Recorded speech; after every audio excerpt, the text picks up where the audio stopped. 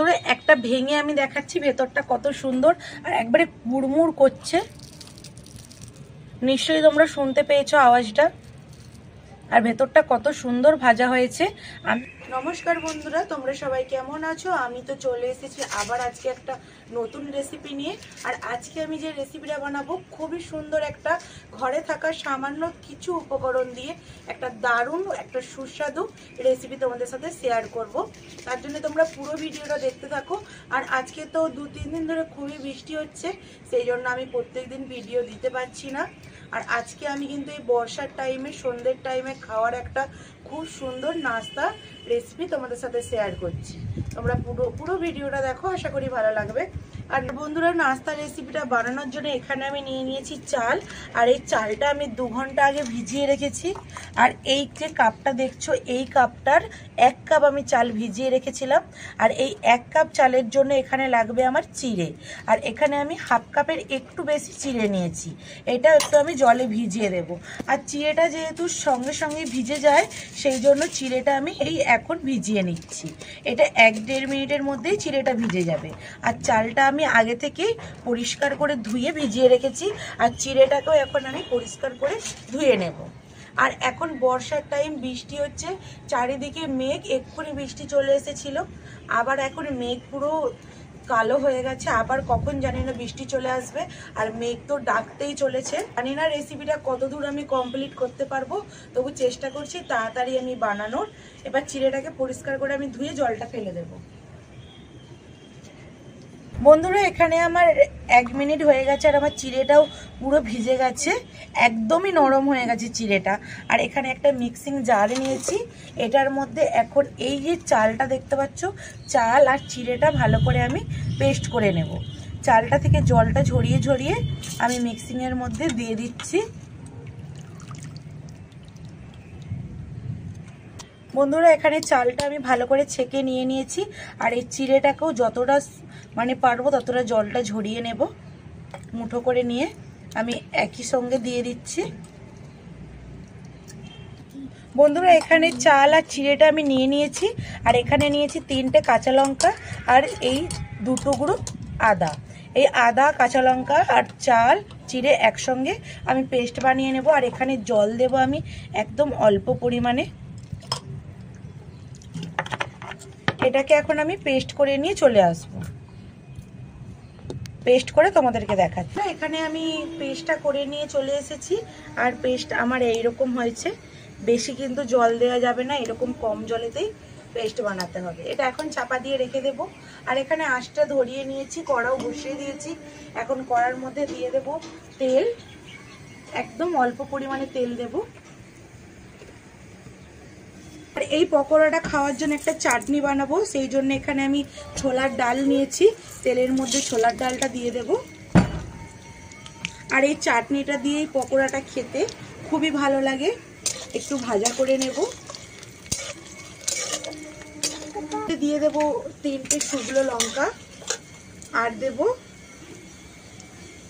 এখানে 5টা আমি রসুন নিয়েছি, রসুনটাও দিয়ে দেব।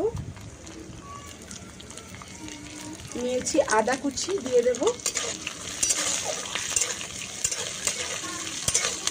এখানে আমি পেঁয়াজ কেটে নিয়েছি, একটা মিডিয়াম আর একটা একটু ছোট সাইজের, এটাও দিয়ে দেব।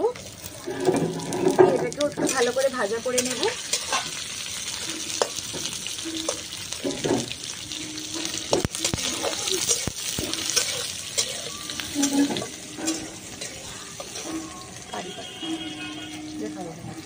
এখানে আমি 2টো কারি পাতা দিয়ে দেবো। কারি পাতাটা দিলে খেতে কিন্তু খুবই ভালো লাগে। দিয়ে আমি হালকা করে ভেজে নেব।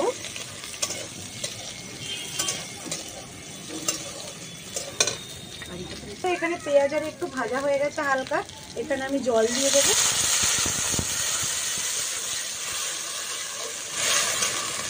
এখানে আমি জল দিয়ে দিয়েছি, এটা এবার আমি চাপা দিয়ে রেখে দেব যাতে একটু পেঁয়াজটা সেদ্ধ হয়ে যায়। পেঁয়াজ আর ডালটা, রসুন আর আদা তো ভাজা হয়ে গেছে খুবই ভালোভাবে, চাপা দিয়ে রেখে দেব। ওটা সেদ্ধ হতে হতে এই পেস্ট আমি একটা বড় বাটির মধ্যে ঢেলে নেব। বন্ধুরা এটা ঢেলে নিয়েছি, এর মধ্যে পরিমাণ মতো আমি এখন লবণ দিয়ে দেব। এখানে দিয়ে দেব জিরে, গোটা জিরে, আর দেব কারি পাতা কুচি। কারি পাতার বদলে এখানে ধনে পাতাটাও দেওয়া যাবে, তোমরা কারি পাতা না চাইলে ধনে পাতাটা দিতে পারো। আর এখানে আমি 3টে কাঁচা লঙ্কা কেটে নিয়েছি, 3টে কাঁচা লঙ্কা দিয়ে দেব। আর রসুন কেটে নিয়েছি 4টের মতো ছোট ছোট করে, এই রসুনটাও দিয়ে দেব। আর এখানে অল্প পরিমাণে দেব বেকিং সোডা। বেকিং সোডার বদলে এখানে তোমরা ইনো ব্যবহার করতে পারো। আর এইখানে দেব আমি অল্প পরিমাণে একটু হিং। আর হিংটা দিলে কিন্তু খুব মুচমুচে হয়, খেতে খুবই ভালো লাগে। তোমরা না চাইলে নাও দিতে পারো হিংটা। এবারে আমার সব কিছু দেওয়া হয়ে গেছে। এটা এই একভাবেই আমি যে নাড়বো, এই একভাবেই আমি এটাকে নেড়ে যাব, উল্টোভাবে ঘুরাবো না। খুব ভালোভাবে এটা আমি মিশিয়ে নেব এই পেস্টের মধ্যে। বন্ধুরা এরকম করে আমি 2 মিনিটের মতো ফেটিয়ে নেব।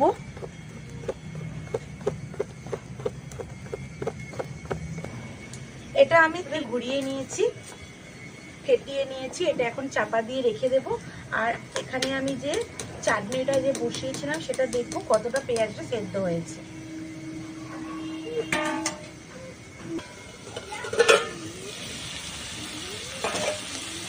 বন্ধুরা জলটা মরে গেছে আর পেঁয়াজটা খুব ভালোভাবে সেদ্ধ হয়ে গেছে। এটাকে এখন আমি ঢেলে নামিয়ে নেব। এটাকে একটু ঠান্ডা করে নেব, তারপরে এটা আমি আবার পেস্ট করে নেব। এটা আমার অনেকটা ঠান্ডা হয়ে গেছে, এটা আমি পেস্ট করে নেব, মিক্সিং এর মধ্যে দিয়ে দেব।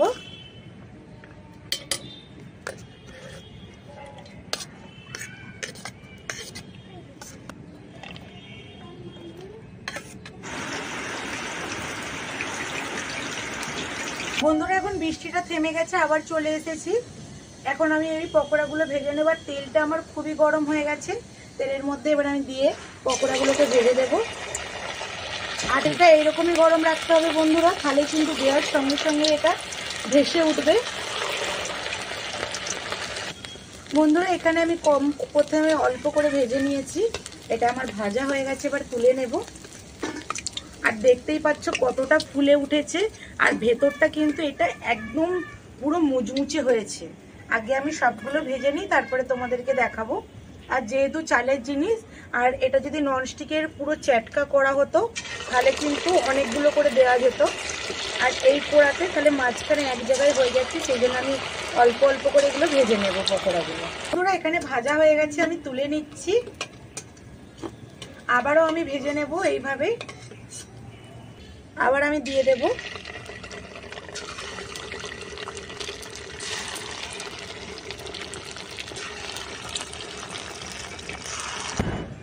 বন্ধুরা এখানে আমার সব ভাজা হয়ে গেছে, লাস্ট এইগুলো ভাজা চলছে। আর এখন আমি যে চাটনিটা যে পেস্ট করে নিয়েছিলাম ওতে একটু ফোড়ন দিয়ে দেব।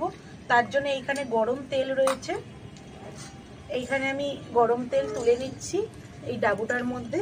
আর এই বাটিটার মধ্যে রয়েছে জিরে, কালো সর্ষে, শুকনো লঙ্কা আর কারি পাতা। এই গরম তেলটার মধ্যে আমি এগুলো সব দিয়ে দেব। বন্ধুরা এই যে এখানে ফুটে ভাজা হয়ে গেছে, কত সুন্দর ফুটছে তেলটার মধ্যে। এটা এখন আমি এটা দিয়ে দেব, দিয়ে একটু এটা মিশিয়ে নেব। আর এটা দিয়ে এই পকোড়াগুলো খেতে খুবই সুন্দর লাগবে। এখানে এগুলো ভাজা হয়ে গেছে, এবার আমি তুলে নেব। আমার সব পকোড়াগুলো ভাজা হয়ে গেছে। এইরকম ভাবে একদিন বাড়িতে পকোড়া বানিয়ে খেয়ে দেখো, খেতে কিন্তু খুবই ভালো হয় আর খুবই কম উপকরণে আর কম টাইমে হয়ে যায়। এবার এটা আমি প্লেটের মধ্যে সাজিয়ে নেব। আমি সব একটা প্লেটের মধ্যে সাজিয়ে নিয়েছি, আর দেখতে কত সুন্দর লাগছে। আর এই পকোড়াগুলো সন্ধ্যের টাইমে চায়ের সাথে খেতেও কিন্তু খুবই ভালো লাগে। বন্ধুরা একটা ভেঙে আমি দেখাচ্ছি, ভেতরটা কত সুন্দর আর একবারে কুড়মুড় করছে। নিশ্চয়ই তোমরা শুনতে পেয়েছো আওয়াজটা। আর ভেতরটা কত সুন্দর ভাজা হয়েছে। আমি একটু চাটনি দিয়ে খেয়ে দেখব। তার জন্য যে চাটনি নিয়ে নিয়েছি একদম ভর্তি করে।